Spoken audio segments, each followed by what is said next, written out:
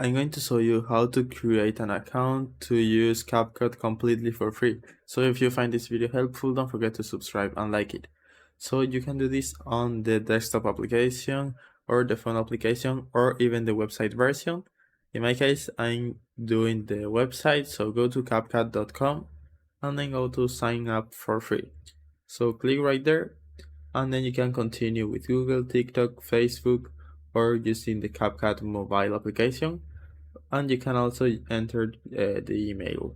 So in my case, I'm gonna continue with Google, so I can directly log in with my Google account. And after that, you can create a workspace. So for example, I'm gonna put my workspace. You can also invite members here if you want to. In my case, I'm gonna leave it like this and open CapCut.